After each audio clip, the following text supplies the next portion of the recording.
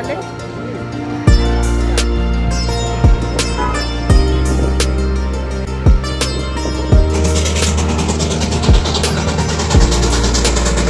Hello friends, আপনারা সবাই কেমন আছেন? আশা করি সবাই খুব ভালো আছেন। আপনারা অনেকেই জানেন আমরা সদল বলে এর মধ্যে পৌঁছে গেছিলাম কুইন অফ হিল দার্জিলিং ঘুরতে। দার্জিলিংয়ে যাবার সময় আমরা গেছিলাম বাসে করে এবং ফিরেছিলাম ভায়া মিরিক হয়ে যে রোডটি আসে সেটাতে, এবং রাস্তায় ঘুরে এসেছিলাম নেপাল থেকেও। আরো দেখেছিলাম অদ্ভুত সুন্দর সুন্দর সমস্ত টুরিস্ট স্পট। বেসিক্যালি দার্জিলিং এ যাবার মেইনলি দুটো পথ রয়েছে, একটি ভায়া মিরিক হয়ে আর একটি রোহিণী হয়ে। রোহিণীর পথটি শর্টকাট হওয়ার জন্য শেয়ার গাড়ি এবং বাস সবাই ওই রাস্তাটি নেয়, 1 ঘন্টা মতো সময় কম লাগে। বাট মিরিকের রাস্তাটি কিন্তু অদ্ভুত সুন্দর, তার সঙ্গে বিভিন্ন স্পট তো রয়েছে। সারি সারি চা বাগান এবং ঝাউবনের মাঝখান দিয়ে এই রাস্তাটি স্বর্গের মতো সুন্দর, আপনার চোখ জুড়িয়ে যাবে। আপনি যদি দার্জিলিং ট্যুর করেন, আমি এই রাস্তাটি হাইলি রেকমেন্ড করছি। তাহলে চলুন আর দেরি না করে আজকের ভিডিও শুরু করা যাক। আজকে দার্জিলিং থেকে আমরা ভায়া মিরিক হয়ে শিলিগুড়িতে এসে পৌঁছবো। সাধারণত দার্জিলিংয়ে যেতে বা আসতে সময় লাগে 4 ঘন্টা, বাট ভায়া মিরিক হয়ে আসতে গেলে আপনার 5 ঘন্টা তো এমনি লাগবে, এবং বিভিন্ন টুরিস্ট স্পটগুলোতে দাঁড়ালে সেটা বেড়ে 10 ঘন্টাও হয়ে যেতে পারে। সেটা অবশ্যই আপনার ওপর ডিপেন্ড করছে। বাট এই গোটা রাস্তাতে আপনি একটুও বোর হবেন না।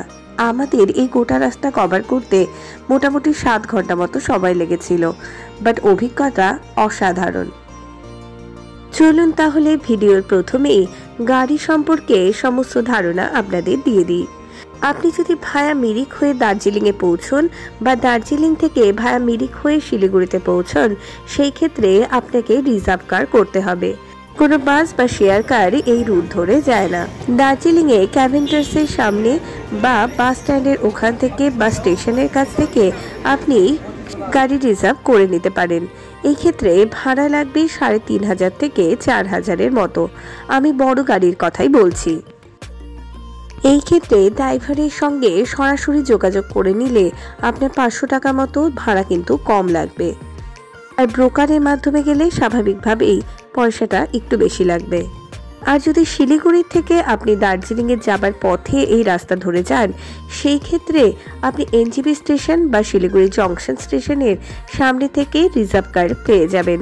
এই ক্ষেত্রেও ভাড়া সেমই পড়বে। শিলিগুড়ি থেকে দার্জিলিং যাবার পথের কিভাবে গাড়ি বুক করতে হবে তার সম্পর্কে ডিটেলস ভিডিও আমি আগে পাবলিশ করে দিয়েছি, এই ভিডিওতে গিয়ে অবশ্যই দেখে নেবেন। চলুন তাহলে এবার রওনা দেওয়া যাক শিলিগুড়ির উদ্দেশ্যে।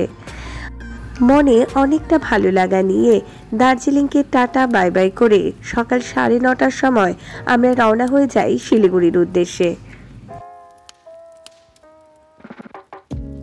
চারিদিকে সারি সারি ঝাউবন এবং তার মাঝখানে আলু আধারি মেশানো রাস্তা দিয়ে চলছি আমরা। দার্জিলিং থেকে ভায়া মিরিক হয়ে শিলিগুড়ি আসার পথে যেই টুরিস্ট স্পটটি প্রথমে পড়ে সেটি হলো লেপচা জগৎ। দার্জিলিং থেকে লেপচা জগতের ডিস্টেন্স 13 কিলোমিটারের মতো এবং যেতে সময় লাগে 30 থেকে 35 মিনিট। আমরা এসেছি এখন লেপচা জগৎ, পুরো ঝাউবন, খুব সুন্দর জায়গাটা। আলো আধারি মেশানো এই মায়াবী পাইন বনের প্রবেশ মূল্য 20 টাকা। প্রকৃতির এই অদ্ভুত সৃষ্টি দেখে আপনি মুগ্ধ হবেনই। সকাল সকাল আসলে মানে যখন ভিড়টা হয়নি আরও দারুণ লাগবে। দারুণ জায়গাটা, মানে ফটোতে হয়তো এর 80% আসছে না। লেপচা জগতে থাকার জন্য বেশ কয়েকটি হোমস্টে রয়েছে এবং এখান থেকে দারুণ সুন্দর কাঞ্চনজঙ্ঘাও দেখা যায়। লেপচা জগৎ নিয়ে একটি ডিটেলস ভিডিও চাইলে অবশ্যই কমেন্ট সেকশনে জানাবেন। আমি নেক্সট ট্রিপে লেপচা জগতে থাকার চেষ্টা করব। জায়গাটা সত্যি আমার দারুণ লেগেছে। এবার আমাদের যাবার পালা। এবার আমরা চলছি নেক্সট ভিউ পয়েন্টের দিকে। জোরপোখরি ভিডিওগুলো কি কারণে জানি না ডিলিট হয়ে গেছে, তাই আমি সেটা দিতে পারছি না। কয়েকটি ফটো দিচ্ছি। দারুণ সুন্দর জায়গাটি। মেইনলি মাঝারি সাইজের একটি লেক এবং তাকে ঘিরে সুন্দর প্রকৃতি এবং পার্ক নিয়ে এই ট্যুরিস্ট স্পটটি তৈরি। এবার এসে পৌঁছেছি আমাদের 3 নম্বর ট্যুরিস্ট স্পট সীমানা ভিউ পয়েন্ট। এখান থেকে মেইনলি কাঞ্চনজঙ্ঘা দেখা যায় এবং দেখা যায় নেপালের সীমানা। চলুন দেখি। নেপাল বর্ডার, ওই পাশে যে পাহাড়গুলো দেখা যাচ্ছে সেগুলো নেপালের। দূরে যে পাহাড়টি দেখা যাচ্ছে সেটি নেপাল এবং এই পাশের পাহাড়টি এটি ইন্ডিয়া। এই সীমানা ভিউ পয়েন্টে বিভিন্ন গরম জামা কাপড়, খাবার দাবারের দোকান, ফ্যান্সি জিনিসপত্রের দোকান রয়েছে। বাট এই ভিউ পয়েন্টের একটি সবচেয়ে আশ্চর্যের বিষয় হলো এই ভিউ পয়েন্টটি তৈরি হয়েছে কবরের উপরে। ইভেন দোকানগুলিও কবরের উপরে। বাট এই কবরগুলো সম্পর্কে এখানকার লোকাল লোকও সঠিক তথ্য দিতে পারে না।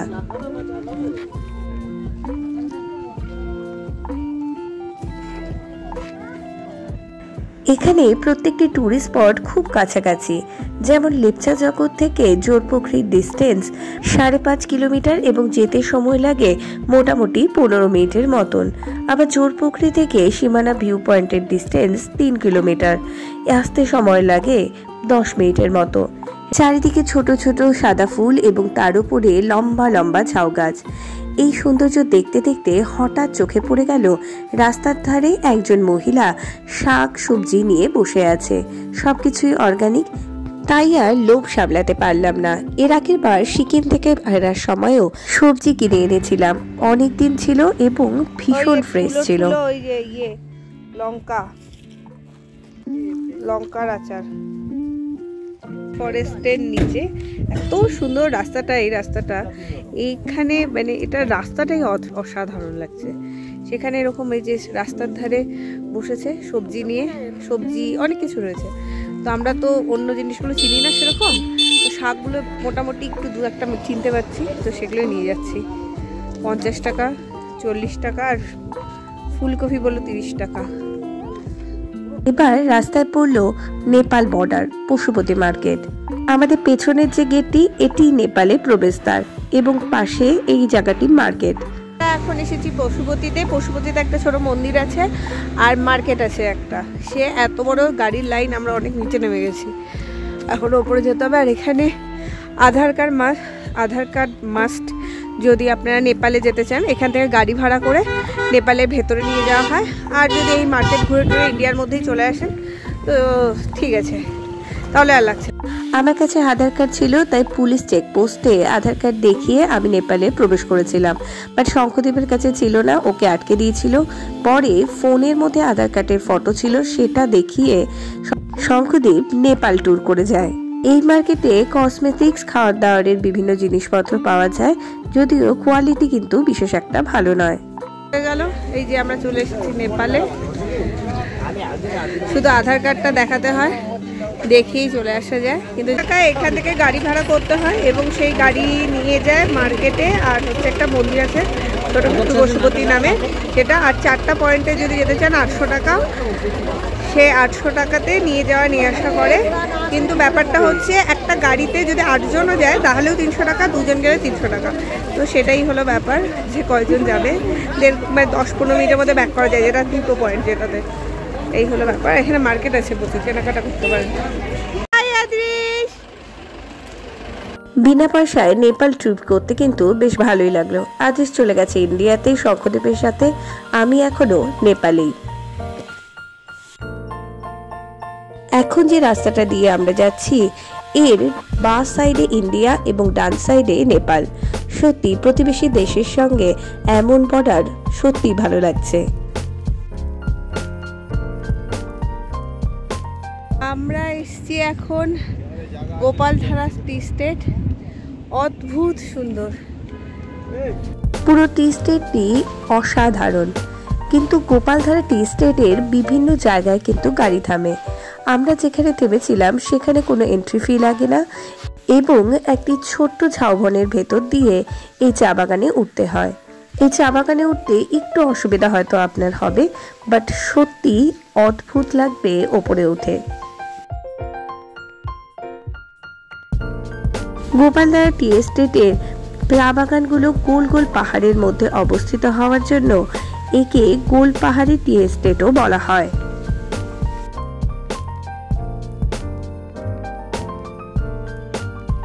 আপনার গাড়ি গোপালধারায় কোথায় থামবে এটা অনেকটা ড্রাইভারের ওপর ডিপেন্ড করে, বাট আপনি যদি বলেন তাহলে এখানেও থামতে পারে। এখানে চা বাগানের সামনে 2-4টি হোমস্টে, রেস্টুরেন্ট, দোকান তো রয়েছে, তার সঙ্গে এখানে নেপালি পোশাক পরে 100 টাকার বিনিময়ে চা বাগানে ফটো তোলার ব্যবস্থাও রয়েছে।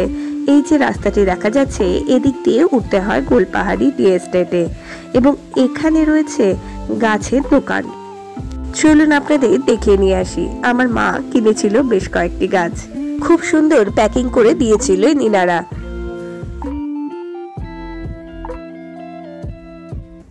এই টি গার্ডেনটাকে গোল পাহাড়ি টি গার্ডেনও বলে, কারণ পাহাড়গুলো একদম গোল গোল, বেশ সুন্দর চা বাগান দিয়ে ঘেরা, মাঝখানে পাইন গাছ, অদ্ভুত সুন্দর আর কি।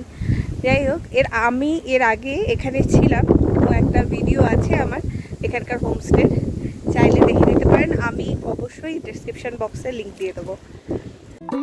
সবগুলো টুরিস্ট স্পটের দূরত্ব খুব একটা বেশি না হওয়াতেও বিভিন্ন টুরিস্ট স্পটে থামার জন্য আমাদের এখানে পৌঁছতে 2টো বেজে গেছিল। তাই প্রচণ্ড খিদে পেয়ে গেছে, মিরিকের জন্য আর ওয়েট করলাম না। এই নিচে একটি রেস্টুরেন্ট ছিল, সেখান থেকেই খাওয়া দাওয়া সেরে নিলাম।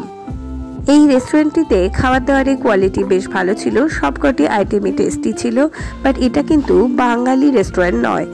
আপনারা চাইলে মিরিক থেকেও খাওয়া দাওয়াটা সেরে নিতে পারেন।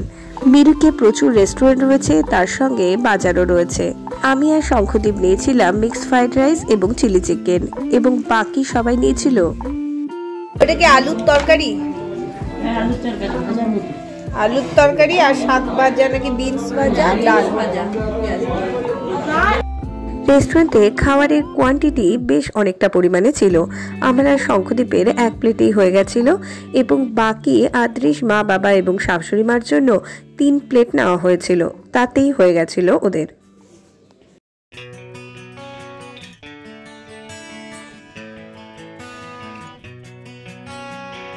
আগেই বলেছি গোপালধারা টি এস্টেটের বিভিন্ন জায়গায় কিন্তু গাড়ি থামে। এই দেখুন, এখানেই যেমন আরেকটি গাড়ি দাঁড়ানোর জায়গা রয়েছে, বাট আমি যতদূর জানি এখানে টিকিট কেটে চা বাগানের ওপরে উঠতে হয়, যদিও এই জায়গাটা সত্যিই সুন্দর।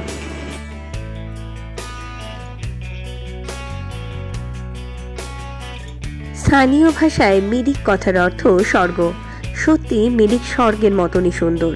গোপালধারা টি এস্টেট মিরিকের অন্তর্গত। গোপালধারা টি এস্টেট থেকে মিরিক লেকের ডিস্টেন্স 10 কিলোমিটার, এবং যেতে সময় লাগে 30 মিনিটের মতো। এই 30 মিনিট আপনি 1 সেকেন্ডের জন্য চোখ বন্ধ করতে পারবেন না। অদ্ভুত সুন্দর প্রকৃতি আপনাকে বিমোহিত করবে বারবার। আলটিমেট আমরা চলে এসেছি মিরিক লেকে। এর সামনে ছোট্ট লেকটির পাশে গাড়ি পার্কিং করা হয়, এবং এর পাশেই রয়েছে বাজার, আর এটি মেন লেক। এখানে বোটিং করা হয়।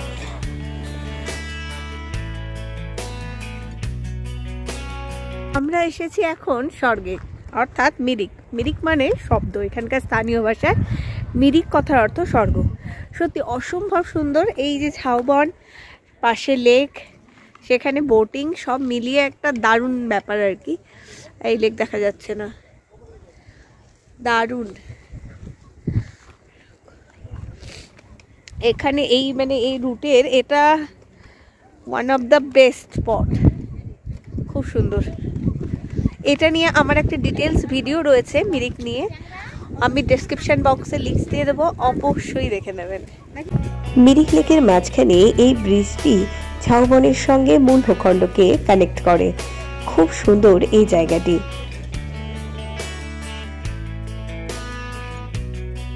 মিরিক লেকের মধ্যে বোটিং করা এক ঐশ্বর্যিক অনুভূতি, সত্যি বর্ণনা করা যায় না। দূরে মিরিক শহর, উপরে যে লাল অংশটি দেখছেন এটি মিরিক মনেস্ট্রি।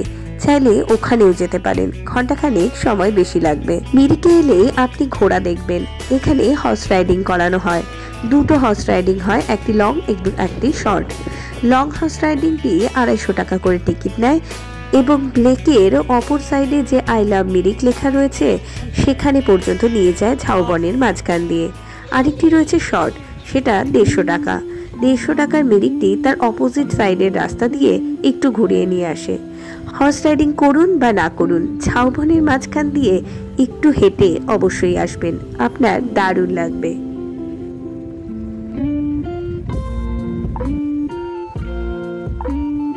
ঝাউবনের মাঝখান দিয়ে একটু এগোতেই এই একটি মন্দিরের সিঁড়ি দেখতে পারবেন। মন্দিরটি পাহাড়ের মাথায়, চাইলে সেখানেও যেতে পারেন, বেশ অনেকটা ওপরে উঠতে হয়। আমরা ঝাউবনের মাঝখান দিয়ে হাঁটতে হাঁটতে চলে এসেছি আই লাভ মিরিকের এই প্রান্তে। এখান থেকে লেকটি দেখুন কি অসাধারণ লাগছে। আই লাভ মিরিকের এখানে 50 টাকার বিনিময়ে নেপালি ড্রেস পরে ফটোও তোলা যায়।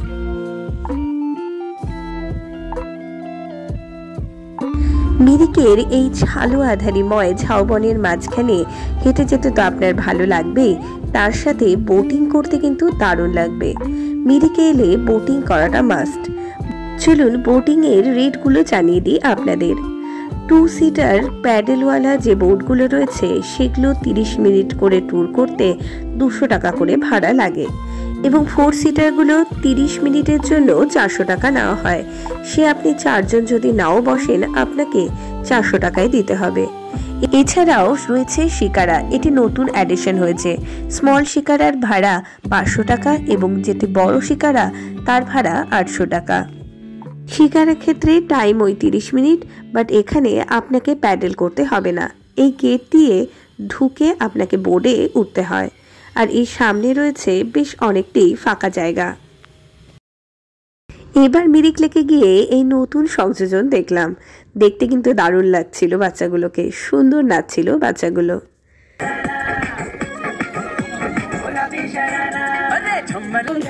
সংযোজনতা 100 টাকা করে নিচ্ছে একটা রিলস, যদি পছন্দ না হয় আবার ট্রাই করতে দেবে। এবার আমাদের যাবার পালা মিরিক থেকে। আপনাদের আগেই বলেছি এখানে বেশ কয়েকটি রেস্টুরেন্ট এবং বেশ অনেকটা বড় মার্কেট রয়েছে, চাইলে এখান থেকে কেনাকাটা করতেই পারেন।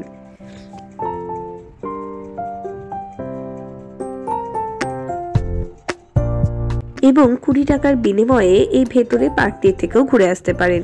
এখানে যদিও বিশেষ একটা কিছু নেই। আলটিমেট আমাদের ট্রিপ শেষের দিকে, চলে এসেছি আমাদের last tourist spot tingling view point.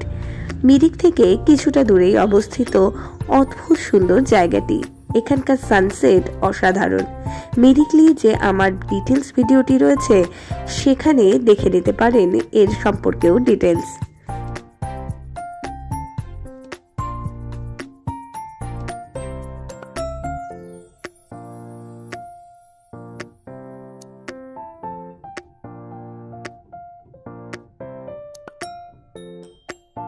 এখানে বেশ কয়েকটি রেস্টুরেন্ট রয়েছে, চাইলে এখানে 1 কাপ চা খেয়েই নিতে পারেন। চায়ে চুমুক দিতে দিতে এত সুন্দর চা বাগান দেখতে কারই না ভালো লাগবে। মিরিক নিয়ে যে ডিটেলস ভিডিওটি আমি বানিয়েছি সেখানে এখানকার 2টি রেস্টুরেন্ট সম্পর্কে সমস্ত তথ্য দেওয়া রয়েছে, অবশ্যই দেখে নেবেন।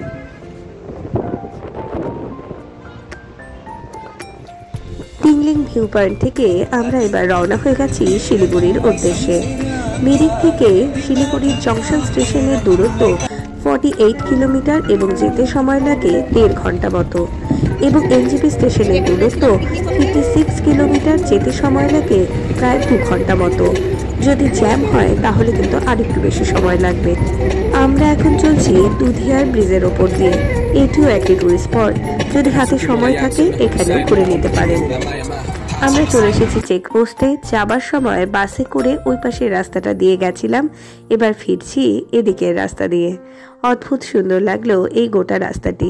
আপনাদের কেমন লেগেছে অবশ্যই কমেন্ট সেকশনে জানাবেন। আর যদি ভিডিওটা ভালো লেগে থাকে লাইক এবং শেয়ার করে দেবেন, এবং চ্যানেলটিকে সাবস্ক্রাইব করতে একটুও ভুলবেন না। ওকে, দেখা হবে নেক্সট ব্লগে। Bye, see you again.